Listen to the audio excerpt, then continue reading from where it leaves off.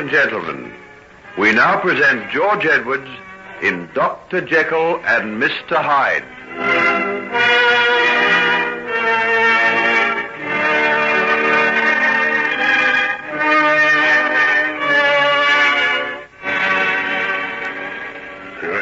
I said as they'd set the dogs on you, didn't I?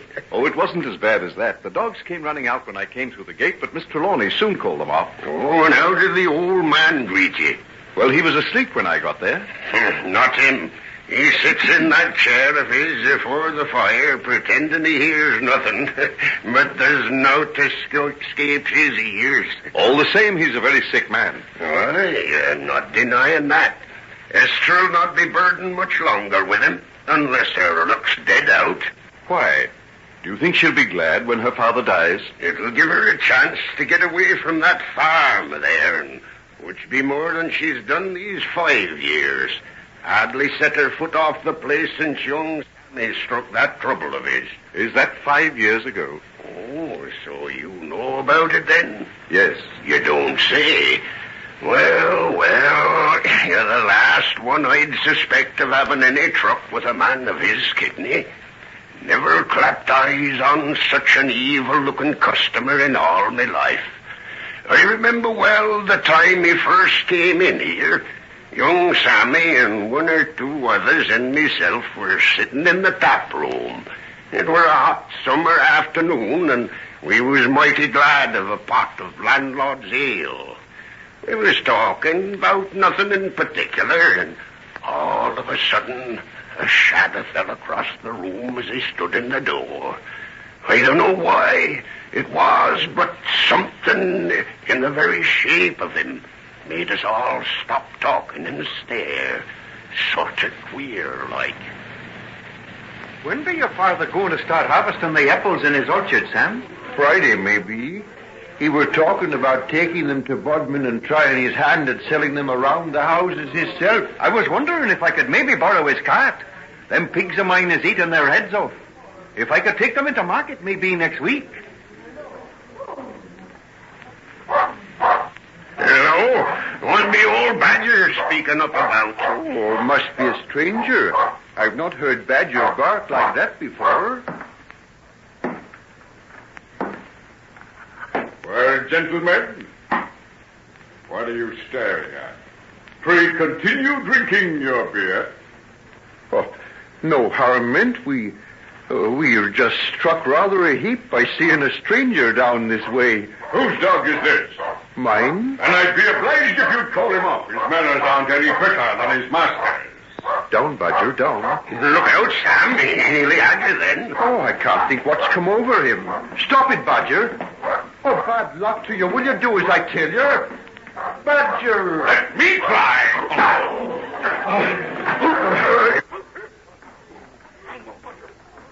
Look out what you're doing. Stop it. Do you want to kill the dog? Grab the stick off it. What sort of a man be you to strike a dog like that? What sort of a dog do you keep that he'll attack a perfect stranger in such a way? I've never seen him to the like of it afore. And I imagine after the lesson I taught him, he won't make the same mistake again. I'll trouble you to hand me back my stick. Throw it on the floor, eh? Master and dog, both curse. No, by Jiminy. Now hold back, Sam. Let the fella be. He's not worth wasting your strength on. If it comes to strength, you toothless old scarecrow, there are other things besides brawn and sinew. Aye, that there be. There be common decency. But what did a man like you know of that? Come, Sam, lad. Let's leave him be and attend to the poor dog. He's got some bones broke by the look of him. So, you can well imagine, sir, that we took no great liking to the feller after that.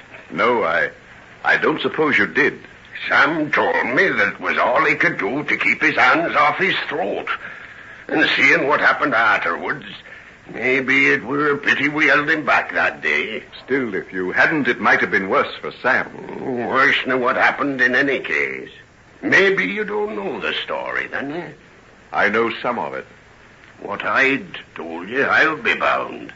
Well, you tell me. I'd like to know what people say about him down here. The main name's black enough to call him by. If ever he showed his face round these parts... That is not likely. You know he's wanted for murder. Murder? Hyde wanted for murder? You don't get much news of the outside world down here? Not much. Sometimes a paper gets brought back when one of the lads goes to market. But this be somewhat worth knowing about. Hyde wanted for murder. You don't seem sorry. Sorry? If they had public hangings and I could go to see that fellow on the gallows, I'd walk 100 miles, rheumatism and all. So he's pretty much hated around here. Hated? It were a bad day for Marston Bridge when Hyde showed his ugly face about the place. Weren't long before he began to make trouble. A day or two after he beat Sam's poor dog, just about evening it was.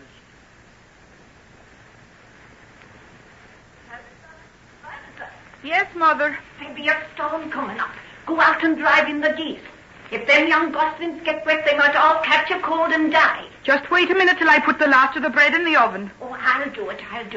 You've a ways to go, and them clouds be coming up fast. Be sure you take the pasty out first, then. Sam will be calling in on his way back from Bodmin, and I promised him he'd have one. Oh, you and your Sam Trelawney. If you'd be baking pasties for Master Wallace. I don't care for Master Wallace, and that's an end to it. Then more's the pity. If you only knew which side your bread's buttered. Did you when you married Father? He were a poor man, weren't he? And shouldn't that be a lesson to you? Look at the way I've been slaving all my life. And here's your chance to get yourself fixed up snug and comfortable by marrying a fine, upstanding man like Josiah Wallace. With 2 wives buried already. Well, I've no mind to be the third. Now, there's the bread all kneaded into loaves and ready for the oven. You take care of it and let me take care of who I marry. Young Sam will bring you nothing but a load of children and a life of work. Where did you drive the geese this morning? Into Farron the Hesling's field. There's a ton of pickings for them where they cut the grain last week. Then I'll go and fetch them back. Mind, don't let that pasty burn now. Huh. I mayn't approve of your marrying young Sam, but I got too much pride to let a pasty burn. Shoo! Shoo, get her along there, will you? Shoo! Can I give you any help, young lady? Oh, how you frightened me. I didn't see you there behind the tree. I was looking for a place to shelter from the storm. Your geese don't seem to want to go home. I can't think what's come over them. Every man jack going in different directions. Look at that old gander there, and him been over this path 100 times. Let me head him off. Through that gap in the hedge to the right of you, that's the way. Oh, thank you for your help, sir. I thought I'd never get them home before the storm. It's coming up fast now. Would you care to step inside a while and take a cup of tea and maybe something to eat? That's my mother's place just over there. If your mother wouldn't mind your bringing in a stranger. I tell her how you helped me with the geese. Them geese are mother's pride. You send them to market, do you? Aye. Top price they always fetch, too. Then perhaps she wouldn't mind giving me a cup of tea and shelter when the rain comes. That she won't. Mother'll be right pleased to see a stranger. We hardly ever see anybody but ourselves from one year's end to the other. Mother! Mother, are you there? Yes, here I be. Here's a gentleman that helped me home with the geese. I've asked him in out of the storm. Oh, good day to you. I hope you don't mind my coming in this way. Not a bit of it. Won't you be taking off your hat and coat and the scarf you've got up around your face? It's nice and warm by the stove, and you'll not have need of them. Yes. I suppose I'd better take them off. Why? What's the matter? Oh, nothing. Nothing, sir. It's my face, eh? If you'd seen it outside, perhaps you mightn't have invited me in. Is that it? Why, whatever makes you say such a thing? Where's your manners, sir? Fetch the gentleman a chair and wet the tea. I've got some saffron buns in the oven that'll be out in a minute or two. That's a fine pasty you've got over there. You know, it's years since I had a pasty. Oh, that's for... Oh, Sister's back for a sweetheart. He'll be coming here on his way home from Bodmin. I see. Nothing would persuade you to part with it, I suppose. Part with it?